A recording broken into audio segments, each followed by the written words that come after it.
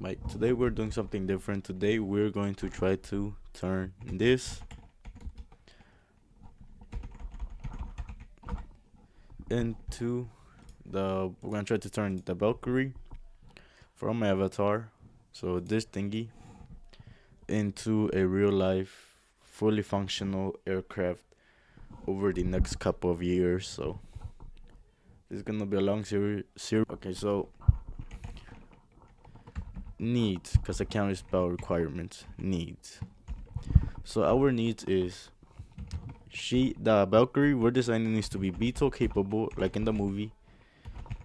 Beetle capable. Beetle capable. Cargo. Oops. Cargo payload of 30 tons. Just 5 more metric tons than the space shuttle, so not that much. Oh, it has to be a true SSO, so a true single stage to orbit. But it also needs to be able to dock into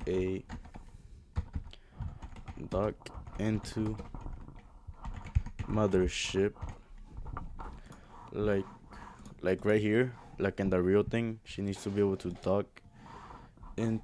No, I don't know what that is, but Wikipedia. She needs to be able to dock into the bigger IS. Fuck. Oop. The ISB ish. Way different design because I don't like the way this looks. Looks are more important than functionality. So this. I'm only going to use card and. So let's close down nodes and keep this open full screener. Open image in a new tab, and well, let's get into it. Hold up, I need to open Spotify. I cannot work with someone music.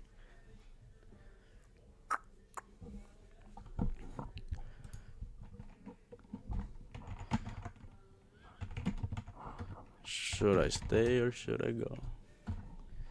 I need a new keyboard. My hands slip too much.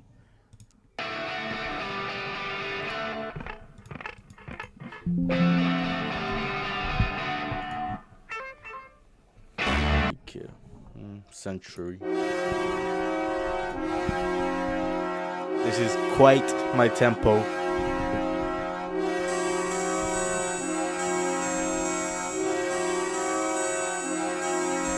I'm floating around 4 AMs, chilling out in the Steakends. That summer spring collection just got back, just still on the same trends. I'm the same kid with the same friends, posted up in the same ends, riding round in that A-Benz. I got BBS, you got fake gems, like a bass through like a rhino.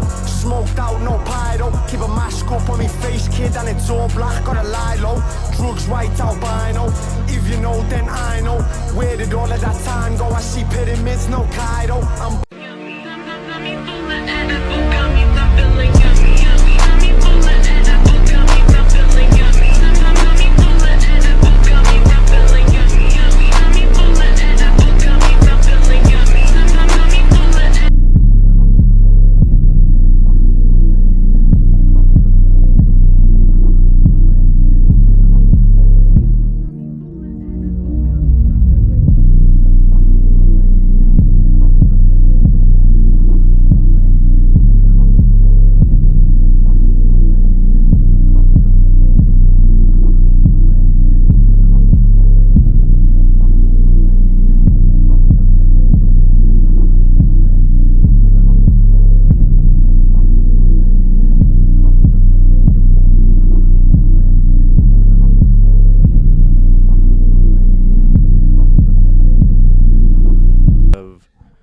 Come to my first issue, my leading edge, because the solution I have for accelerating to the velocity required to escape into orbit is accelerating to Mach 10 or Mach 15 at 35 to 45 kilometers, and from there we push our speed higher.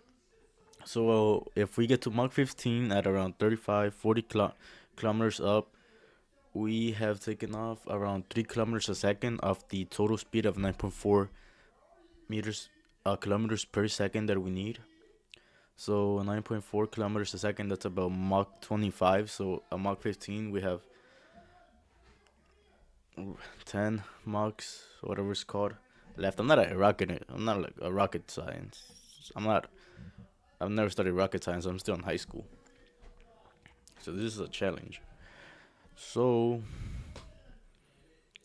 I'm using ChatGPT to help me with this because I can't do the equations, quite honestly. Like Albert Einstein said, creativity is more important than knowledge. So I'm learning as I go. So ChatGPT said that the optimal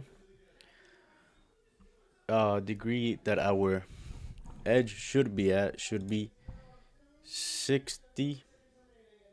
I think it was like 50 to was it 50 to 60 or 60 to 70 degree sweep to be able to fly at Mach 15 decently. So I was thinking 65 degrees, meet in the middle in case we won't get to Mach 15. But now this raises my next issue. If I do that, then how do I get this? Look at those wings. And I have zero clue how this Valkyrie is capable of getting into orbit without being able to reach Mach any sort of Mach numbers, because it can get to orbit in 10 minutes. I forgot how fast. But then if we come and we look at the space shuttle, there are leading edges right there. Leading edge, like if it was a, what would be a good example? I think the new F-16s, top down view. Yeah, I think the new F-16s. Well, I think they all have it. So the leading edge right here, where's it at? Space shuttle. Leading edge right there. Leading edge right there. So if they have this, right, and if it has that, and then once we look at the Valkyrie, it doesn't have that. It's a straight triangle, and the Valkyrie is fictional. So I'm doubtful the guys who designed this, yeah, the equations and stuff, which I'm not capable of doing either. So I'm using ChatGPT and other AI to help me. So that raises my next question. How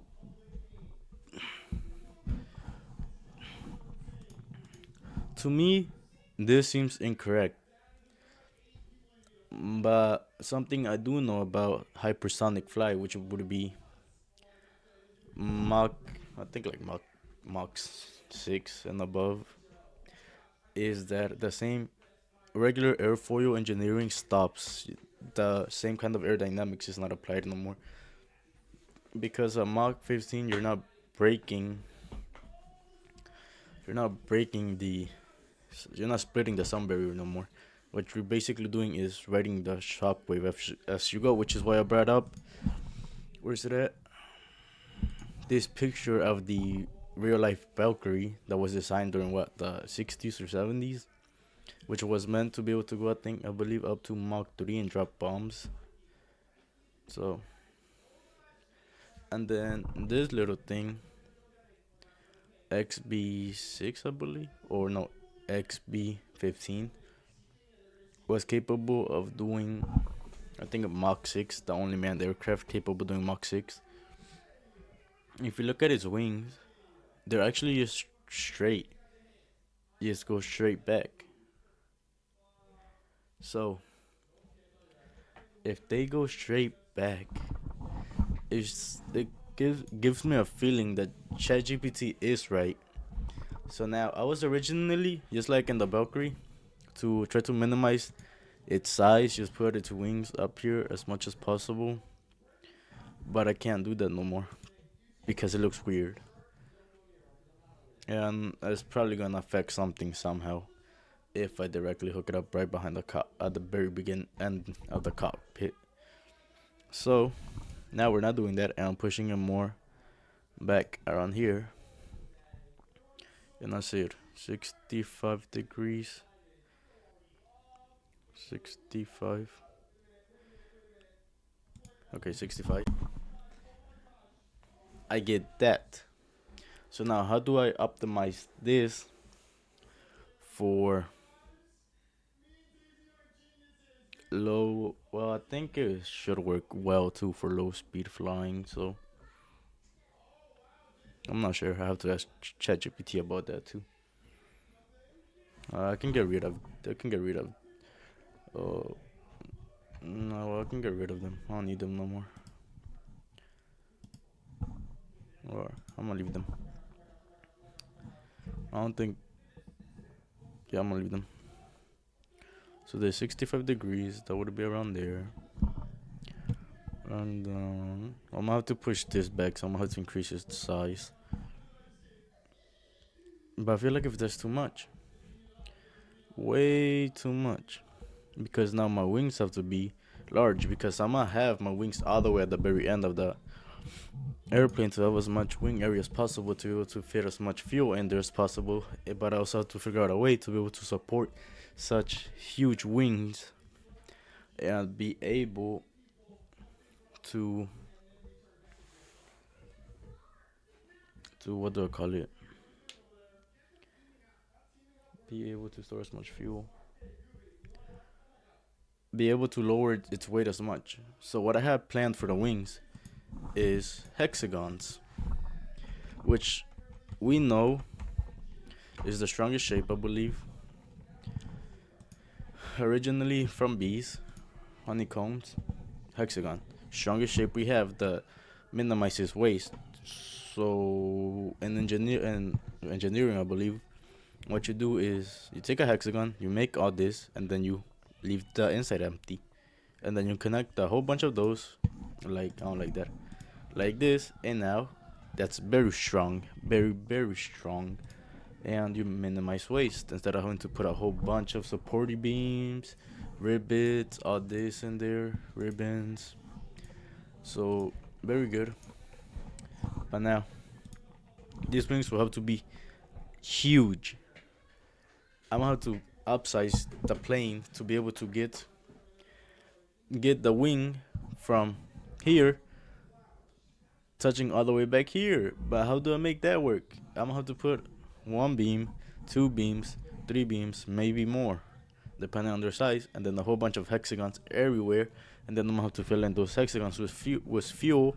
And then the structure has to be hexagons to minimize waste. I have to figure that out. I have to figure out what's better, having 3 huge hexagons or having 30 small hexagons, and which one is more wasteful, but which one is stronger. So lots of things that have to come. So for now, we'll leave it at this while I do the rest of the math. Tune in for part episode 2. I guess it's just gonna turn into like 50 episode series. And well, what I'm about to do once I get off is change my YouTube channel's name into some sort of industry, like Orion Industries or something like that. Because well, once I get out of high school, I'm starting a defense company, and I'm gonna beat everybody in the game. With this being my first project, so yeah. Thank you for watching. Turn